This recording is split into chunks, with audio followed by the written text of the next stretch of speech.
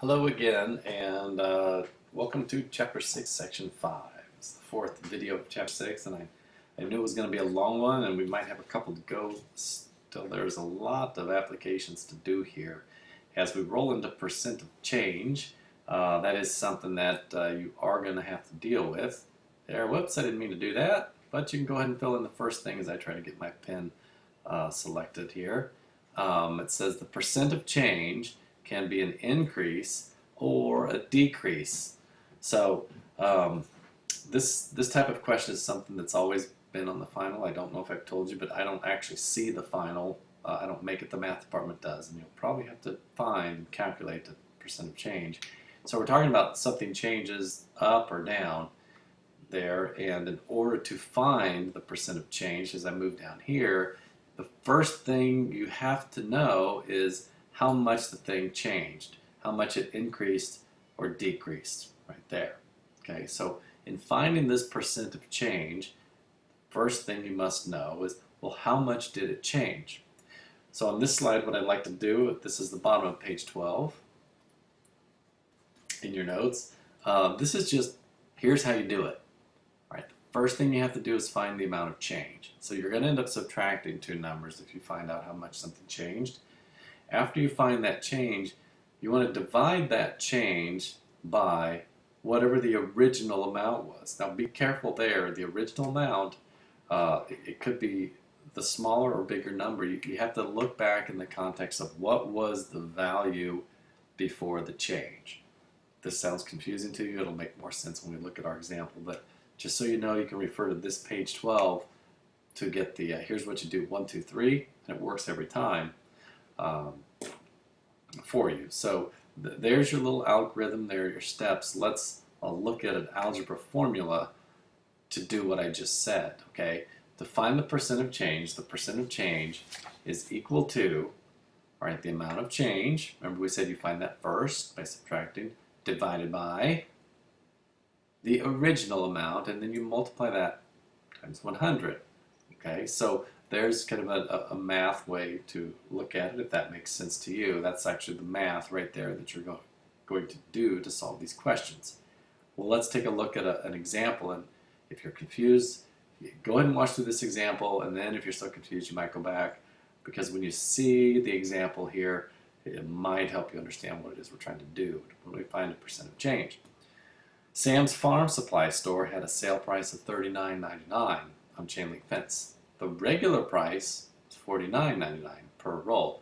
What was the percent of decrease? Okay, so remember the first thing we have to find is how much did this change? Okay, how much did it change? Well, originally it was $49.99, but they put it on sale for $39.99. So the price went down $10. Okay, so the change was 10. You have to find that first. So to find the percent of change, we really have everything we need now. What we want to do is take that change, that was the change, 10 divided by, now you have to ask yourself, what was the original amount? Remember, look closely, $49.99. Okay, then we multiply that times 10, we do all that math, and probably what came out on our calculator probably said 0.2, that's 20% right there. Or actually, no, I take that back. If you went ahead and multiplied times the 100, you should have gotten the 20 on your calculator there. That was a 20% decrease in price when the supply store took that $20 off. It's a pretty nice discount. Okay, so that's a percent of change. That changed 20%. Well, let's take a look at this problem right here, the motor vehicle problem. They produced worldwide, it looks like the vehicles produced increased from approximately 57.5 million in 2000 to 60.3 million in 2003. What was the percent increase here? So we got to find the change first. 60.3 minus 57.5, that's 2.8. Now again, we're talking in millions, but I'll tell you what, since they, in the problem, since they wrote it like this, with all the numbers, we can just use those numbers and realize that this is really 2.8 million, but to make our math easier, we'll just use that decimal right there. Okay, if that was confusing you, don't let that confuse you, just go ahead and work through the math in that way. Now, did you realize the original amount was 57.5? Right there, okay, it went from 57.5. That's often the mistake, because sometimes people just want the bigger number to be the number we divide by. No, no, no, no. It's what was the original, which was 57.5.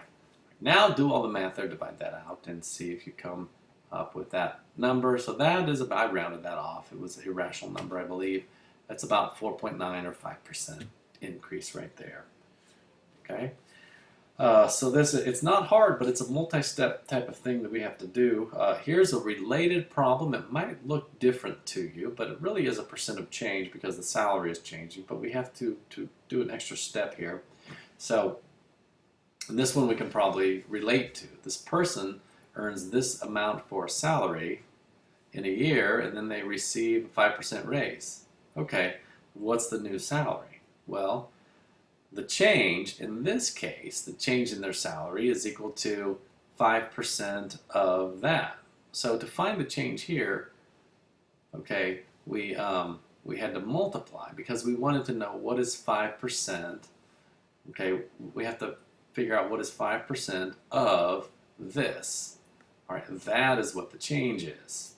So we know that the change in salary is $1,430, but that's not their new salary. Okay. To find the new salary, we would actually have to add that back in and get this value right here. And then that's the solution. So we have kind of a multi-step problem there to get to it, but it is a percent of change problem, but it looks a little bit different from the first couple that we did. Let me just show you another thing here, and if this makes sense to you, it's actually a little bit easier. And if it confuses you, don't worry about it. If you want to watch this and bring it in and talk about it, it's really interesting. You could think of it like this.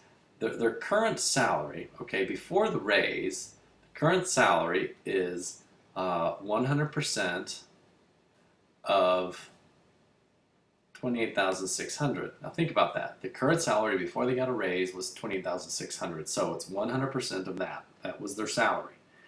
All right, the new salary you could think of is 105% of 28,600.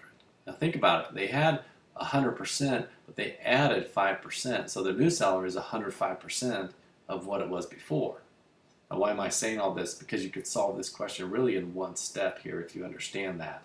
And if you think about it, 1.05, okay, that's the change, that's the new salary of 28,600.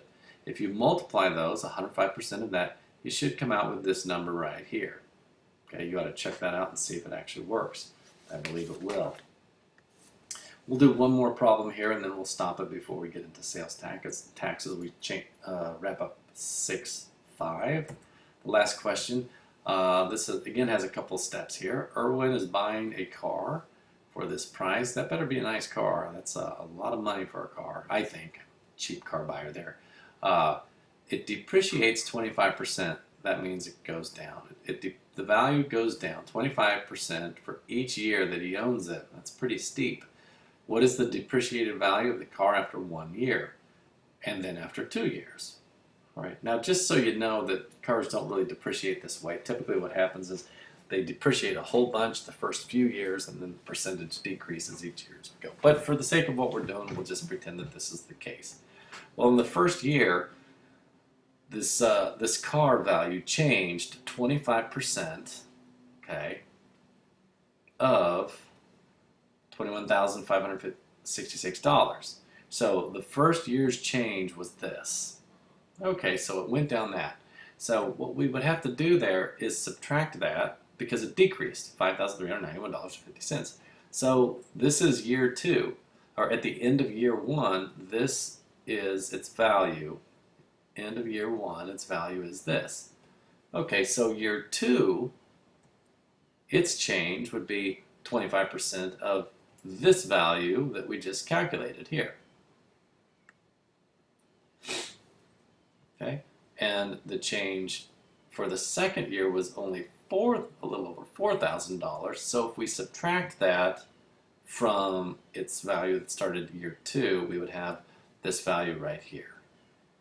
Okay, so there's 2 questions in here, and the 2 answers are really this number right here, the 16,001, and the 12,000, because it asks for the value at year 1 and the value at year 2, which was here and here. So hopefully that makes sense to you as we see another application of percent of change there. All right, that should do it for this video, and 1 or 2 videos to go hopefully, and we'll have this chapter wrapped up as well.